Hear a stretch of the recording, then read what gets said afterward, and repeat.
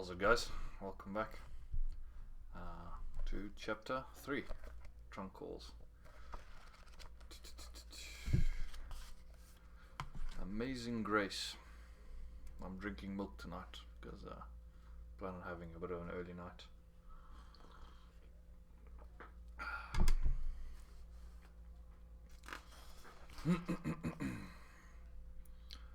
There is a balm for crippled spirits, in the open view, running from your very footsteps out into the blue, like a wagon track to heaven, straight twixt God and you.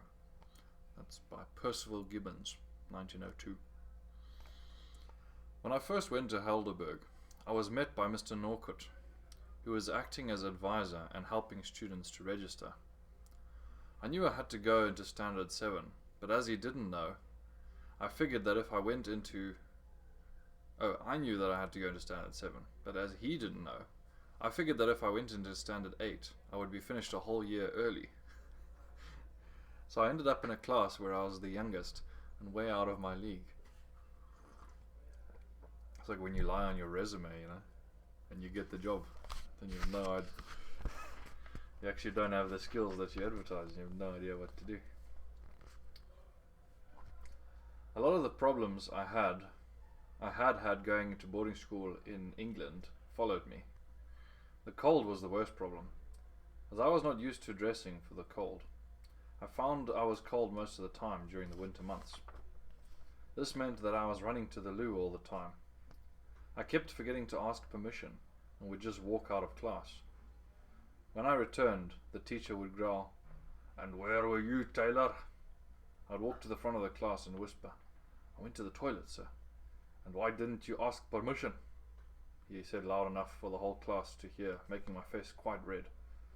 "All I did was have to have a pee, sir," I whispered, leaning towards the teacher. "It doesn't matter what you did," he almost shouted. You have to have permission." "Since when does one need permission to pee?" I said loudly. Get out of my class," he shouted. I walked out, but I knew Mr. Edwards didn't give cuts, so in a few days the scene was repeated. When I returned, Mr. Edwards called me to the front of the class. "Taylor, I can see that you don't understand. If you need to go to the toilet, you put up one finger if you want to do number 1, and 2 if you want to do number 2. Do you understand?" "No, sir," I mumbled. What's there not to understand?" he shouted. "I don't understand why you want to know whether I'm doing number 1 or 2. I was puzzled, wondering if you marked it down in a book, or if you were punished for doing one or the other. The fact that the whole class was laughing at me was of no matter. I just needed to know what got me into trouble and what didn't.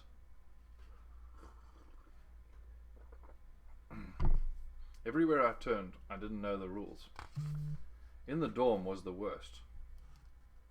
"I want you to come to my room and polish my shoes and the floor," demanded one of the college prefects. "And what did your last slave die of?" I shot back. Having been raised with servants, I was always getting into trouble with the chain of command that was firmly entrenched at this mostly Afrikaans boarding school. "I'll teach you, Roinek." That means redneck in Afrikaans, and it's the derogatory term for Englishmen. And the battle was on. Fists the size and effect of 14-pound hammers would come raining down on me. "Yeah, that's a cheeky bastard, that one. I'll help you. Let's put his head in the bog." Together the young men would find a toilet that had not been flushed and put my head into the bowl. The toilet would be flushed and the swirling water and effluent would brush against my face. "You will learn, Taylor, if we have to thump you every day. One day I'm going to get big and I'm like an elephant. I will not forget you," I howled in rage. I'd obviously hit a nerve because the beating started again. "Leave him alone," shouted my roommate, Robert Bell. He was a farmer's son from Zambia and a force to be reckoned with. "Seems every time I see you, Bill, someone's thumping you. You're being cheeky again." "I guess so." Robert put his arm around my shoulder and led me off towards our room. "You know that you'll be pounded until you break, Bill. You just have to keep your mouth shut and do what you're told." "You know I can't do that. I'll never let them break me." I had pronounced my doom for the next 2 years. Somehow I managed to pass Standard 8. but Standard 9 was a disaster. My grades were so bad by the middle of the year that I begged Dad to let me come home. In his wisdom, he let me. That was when I met Paka, the best teacher I had in my entire 20 years of going to school.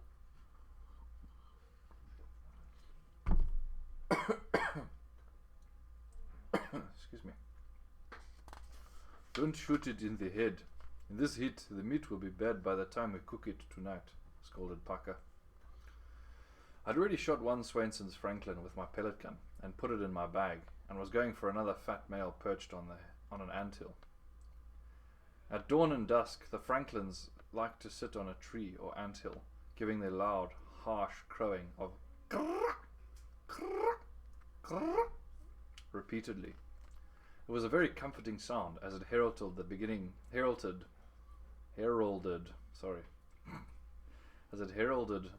or end of another day. It also meant that if I was hungry, food was near, and water too, as they drank twice a day. And where does the great elephant hunter suggest I shoot? Shoot it so that the meat does not go bad, I said, with as much sarcasm as I could. Shoot it at the base of the neck, he said, ignoring my rudeness. I took careful aim, and when I shot, the Franklin's body dropped, paralyzed from the base of the neck. But the head was still alert. It's in pain, I want to kill it, I said, reaching for the bird. Before you do that, I want to teach you something, said Paka, taking a porcupine quill from his hair, which he usually used for cleaning his teeth. He stuck the quill into the bird's leg, without the slightest reaction from the bird. You see, the bird is dead, but his head and heart are still alive. Tonight, the dead bird belongs to you, and the live one for me. Without much more ado, he strode off in the direction of the Ruwenzoris, the famous mountains of the moon. Being allergic to climbing mountains of any kind, I only ever went high enough to see the giant lobelia, and then went right back. The elephants, which usually stayed in the national park, would also cross into the Chambura, and knew the boundary as well as we did. If any strange Land Rover came driving into the hunting area, the elephants would start drifting towards the park boundary. If the vehicle stopped, the elephants would stampede towards the boundary, and as soon as they crossed, they would stop and virtually thumb their trunks at the hunters.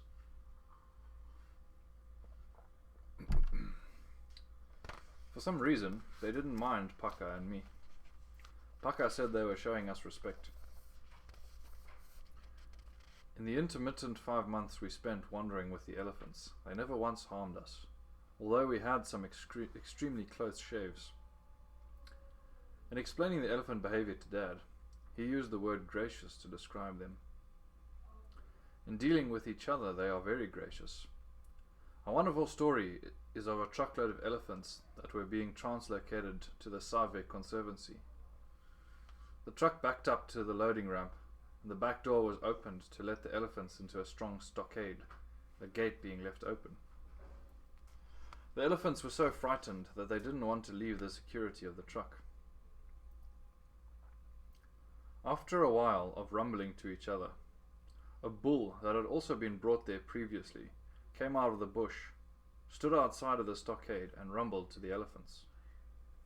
All came out except one female with its baby. He continued to rumble to her, and then came into the stockade, walked up the ramp to the truck, reached into the truck with his trunk, taking the female by her trunk, and led her out to freedom with her baby. In my book, that is potent emotional stuff. A great story that took place on Cookie Gallman's farm in Kenya was of a herdsman on a camel disturbing a herd of elephants. The matriarch immediately charged, knocking him off the camel and breaking his leg. After realizing that the man was injured, she lifted him into her trunk, using her forefoot, and placed him in the shade of a tree. Even though the rest of the herd left her behind, she remained with the herdsman until the next day when a search party found him. She chased them away, and they returned later with the manager in a vehicle. They were just about to shoot her when the man shouted out that she was only protecting him. She moved off only after they had shot over her head, and then they could get in close enough with the vehicle to pick him up. He described to them how she had stood next to him all night, protecting him, touching him. Amazing grace offered to a man. However, it's the relationship between mother and baby that is the most touching. An elephant has a gestation period of 22 months. When it is born, it is about 250 pounds. For the first year of its life, it is within trunk length of its mother. She has all sorts of different rumbles she makes to soothe and comfort her baby. She caresses it continually. She pulls it out of ditches and mud holes, protects it, punishes it, and nurtures it. I took Dad to see the elephants in Wange National Park. We sat stunned as a mother elephant and a brand new baby were attacked by two lionesses. The mother would charge the one lion, and the other lion would knock the baby off its feet and then bite into its neck. When the baby squealed, the mother would turn and charge the other lion. During this time, we could hear what Katie Payne describes as silent thunder, the infrasonic sounds elephants make when communicating over distances. The lion attacks continued for another 5 minutes, when out of the bush came striding a very old bull. He had on his hostile look, and immediately went to the assistance of mother and baby. He ran his trunk along the baby's back, while the mother put her trunk in the male's mouth. Then they turned and walked down the road with the baby between them, the pink soles of the baby's feet almost shining between the dark legs of the adults.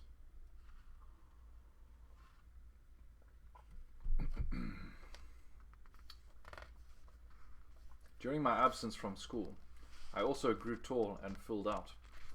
I could feel myself getting stronger by the day. I could cycle 30 miles to the Chambura in a couple of hours, and then walk the whole day, eating only at night like my teacher. Carrying all my belongings for miles every day strengthened my upper body, and I couldn't wait to get back to Helderberg and face all the students that used to torment me on a daily basis. On the first day of my return to school, 5 college students caught me that evening and gave me a sound thrashing, reminding me that this would happen to me every time I did not show them respect. One by one, I caught them on their own and returned as good as I got. But the bell ringer was too thin and too weak to beat up, so I planned another punishment. Every noon he would turn on the siren for a few seconds. The siren was in a lock-up box on the landing to the administrative building. In the off position, the switch was up. I took a thin wire and looped it over the switch between the locked box and its base. To the wire I attached an empty tin, and on top of the siren box, a jam tin filled with water, and a small hole punched in the bottom. As the water dripped down into the tin below, it got so heavy that it pulled the switch down, turning on the siren in the middle of the night. The bell ringer went flying across the quad on his bare feet, with the key to unlock the box and turn off the switch. But some heartless wretch had spread thumbtacks all the way up the stairs and all over the landing. Immediately the prefects went into action, running into each room to feel the feet of the boys. I had been caught in this fashion already before. So before I even started on my mission, I had filled my hot water bottle with boiling water, putting my feet on it as soon as I got into bed. By the time the prefect had pushed his hands into the bottom of my bed, I had already pushed the bottle to the very bottom of my bed. I was safe. "I see you have a bit of a lump on your head," I said to the head prefect as I entered the dining room the next day. "Yeah," was all he could say. Was all he said. I stood next to him, being a full foot shorter than him, and nonchalantly asked, "So, what happened to you?" "In the middle of the night, someone tipped my bed and I hit my head against the wall. I must have been unconscious because when I woke I was freezing." A small smile crossed my face. I had timed his cold sleep on the floor for 20 minutes before he had started to stir, and I slipped back into my room. I would like to shake the hand of the big O, Afrikaans for person, pronounced O, that did that to you. You had to admit you had it coming. A big flat hand was flying my way and I ducked. He had no idea that I was the one. I was on a roll.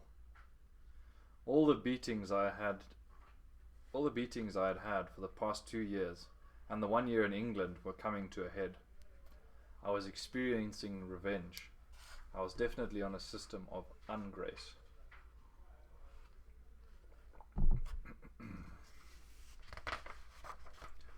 One Sunday afternoon, I hitchhiked down to Gordon's Bay and sat watching the coloureds getting ready to go mackerel fishing. I was the only white sitting on the pier with all of them. The one old man was called Gussie, and everyone seemed to refer to him for everything. I went up to him and said, Gussie, that's Uncle Gussie. Gussie, can I go fishing with you? You have to pay if you come fishing with us. It costs 20 rand. I dug in my pocket and pulled out 10 rand. It was all I had. Okay, you can come with me. It was a marvellous afternoon, and I caught so many mackerel with my hand line that I was refunded my 10 rand and told to come again. The coloured fishermen only spoke Afrikaans, so I had to learn fast. Of course, I learned all the bad words first, and I kept them amused with my limited version of Afrikaans. On the one occasion, I slipped and fell to the bottom of the boat, getting my pants wet. Without a thought or shame, I took off my pants and hung them on a cable to dry. Gussie came over and lifted the tail of my shirt, revealing my bare buttocks, and told the others, Yo, check out this own's ass. You must be a criminal to have so many tail lights. He let my shirt drop back, covering the black and blue welts made from the cuts. Sjamboks, which are whips made of hippo hide, Kenyan police whips, horse pipes, and various canes were used to give cuts. One cut across the backside invariably left a red line in the middle, a blue line on either side of the red line, and the outside lines were black. When one committed a misdemeanor, it was a choice of 2 cuts or 2 hours of hard labor. I always chose the cuts. It was a very lucky week when I didn't get cuts, and seeing my multicolored buttocks set the whole crew to laughing.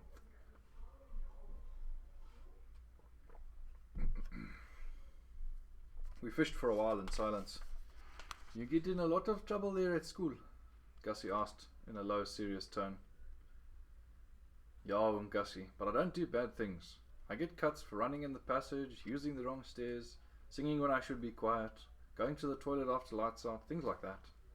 I even got cuts for keeping a squirrel in my room, and having a puff adder in my bed in a pillowcase, under my bed in a pillowcase. Yeah, you should get cuts for that. You mustn't keep puff adders; they'll kill you, man. But I know what you mean. Nobody likes it when you're different. Now you got a funny accent. I can't tell what it is, but that accent will get you into trouble. Besides being different. And me, I'm different. I got a Cape coloured accent and got colour thrown in as well. I'm not black, I'm not white. Imagine what it has been like for me. He sat and we caught mackerel together, lost in our thoughts. I bet you're donnering those chaps on a daily basis, aren't you? Donnering means punching, fighting. I just nodded my head. And does it bring relief? Guiltily I shook my head. Well, I can tell you something, boykie. That means little boy. I had a lot to fight about too. My grandfather was a Hottentot, and well, do you know what they used to do to the Hottentots? I nodded again. I can tell you stories that'll make the lower lip shake and the heart want to burst. I fought as a young man until I learned that it never helps. You can never win every fight, but in your heart you are losing. Oh, you can. You can win every fight, but in your heart you are losing. The only way to win is to offer goodness to those who don't deserve it. That is more powerful than knocking them out. This went against all the principles I had ever learned. But Gussie was my fishing hero, so I listened to him.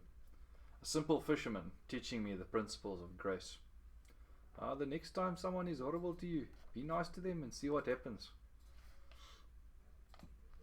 I didn't have long to wait. As soon as I got in the vicinity of school, a huge college student shouted at me, "Ya, you Yankee Runick!" Good afternoon, Mr. Van. I tipped my hat in his direction. I might as well have hit him with a stone on the head. He just stood there speechless with his mouth open. I was liking this. "Come here, Taylor. I want to teach you something." I walked over in his direction, and together we started out for the boys' dorm. "You were always singing, so I wanted you to teach you a little song in Afrikaans." In no time we were singing about a beautiful girl who's like a peach blossom, with rosy lips waiting for her lover in that oh so descriptive language of Afrikaans. "Ja, Taylor, even if you are a Yankee Runick, you'll make a fine folkspiller." That's a folk singer. And he gave me a slap on the back that shook me to the core, but was also the beginning of many friendships.